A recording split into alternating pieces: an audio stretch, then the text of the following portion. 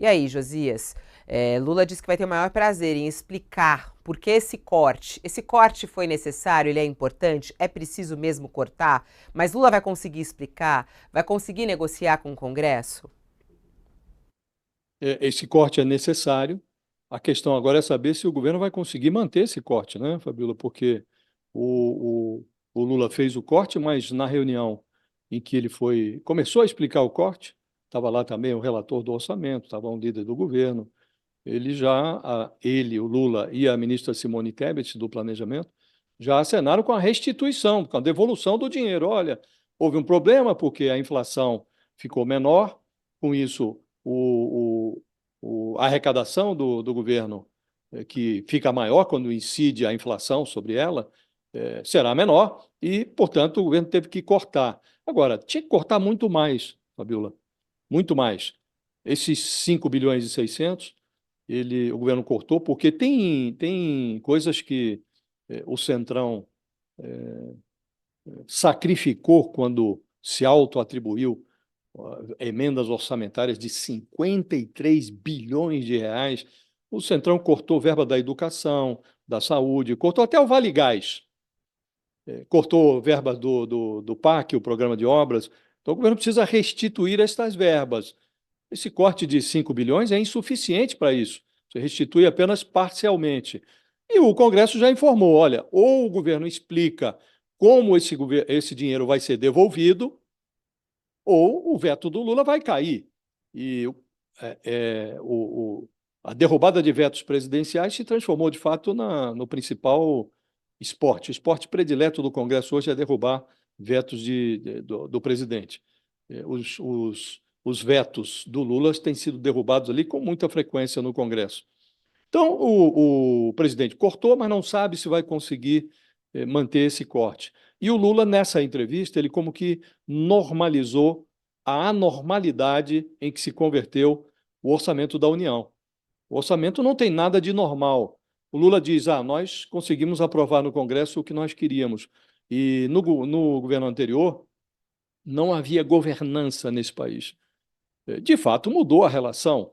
Hoje você tem um presidente que tem apreço pela política, que gosta de negociar, que tem, que gosta de receber pessoas, recebe adversários, recebe aliados e transita com desenvoltura no meio político. O Bolsonaro, o único interesse dele era brecar ou manter fechada o gavetão dos assuntos pendentes do Arthur Lira. Nesse gavetão estavam lá mais de uma centena de pedidos de impeachment. Então, ao Bolsonaro interessava barrar o impeachment.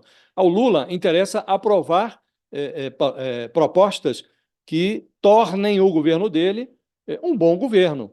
Têm sido aprovadas propostas, sobretudo as propostas encaminhadas pelo ministro Fernando Haddad, sempre com modificações que pioram os projetos, mas o Haddad tem conseguido aprovar coisas importantes. Agora, dizer que isso está normal e que o presidente está muito satisfeito com a relação com o Congresso é uma normalização do que não é normal, Fabíola. É absolutamente anormal o que se passa.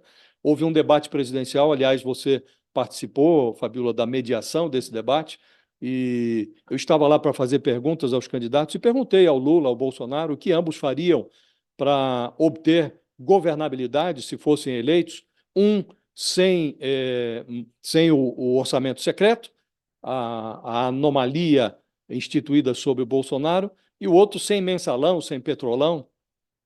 Bolsonaro não vale nem a pena lembrar o que ele respondeu, porque não faz nexo, e ele não foi eleito. O Lula disse que, eleito, ele criaria o orçamento participativo. Ele disse: vamos pegar o orçamento, mandar para o povo dar a sua opinião, para saber o que o povo quer que seja feito, para a gente diminuir o poder do sequestro que o Centrão fez com o presidente Bolsonaro. O sequestro continua, não se ouve o presidente falar em orçamento participativo, porque isso é uma quimera, isto não existe, e o Centrão continua dando as rédeas, mesmo com o corte de um pouco mais de 5 bilhões, para quem tinha 53 bilhões, algo que nunca se viu na República, tanta emenda parlamentar, Você tira 5 bilhões com a promessa de devolver, isso é nada, isso é um grão de areia. Então, hoje nós temos, de fato, Fabíola, havia um certo presidencialismo de coalizão, hoje você tem um presidencialismo, um parlamentarismo até, de coação. O Centrão coage, obtém o que deseja, o governo entrega tudo o que o Centrão pede e o Centrão dá o que bem entende, aprova aquilo que orna com o seu discurso mais liberal, essas propostas econômicas que combinam com a pauta mais conservadora, e assim vamos tocando a República. Agora, de normal, isso não tem nada, Fabíola. Há um presidente mais interessado em negociar com o Congresso e pode-se alegar que o Lula obteve um mal menor, porque entrega as emendas, mas obtém alguma coisa em troca, além do Bolsonaro. Bolsonaro tinha só o proselitismo, o populismo e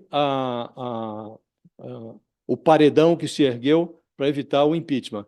O Lula está aprovando lá reformas econômicas importantes. Agora, um mal menor, Fabíola, jamais será um bem. Então, o nosso papel é realçar que normal não está.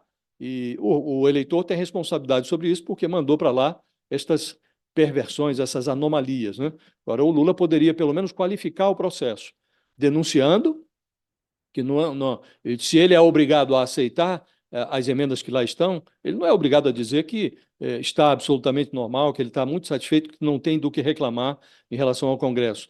E outra coisa que ele poderia fazer para qualificar esse processo é, assim que surgem denúncias de desvio, roubo de emenda, ele deveria se livrar do aliado, né? E o Lula, ao contrário, mantém na esplanada dos ministérios um ministro das Comunicações que está sob investigação, um ministro dos Esportes que mandou verba de emenda para construir estádio de futebol onde não tem time de futebol, um município de onde ele tira lá os seus votos. Então, o Lula fufucou o orçamento e está considerando isso normal. Normal não é, Fabíola?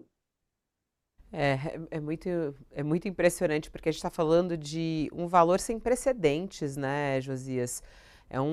É algo que, assim, eles estão reclamando porque tirou esse 5 bi, mas é um valor absolutamente sem precedentes. Até tem aqui a reportagem, coloca aqui na tela, por favor.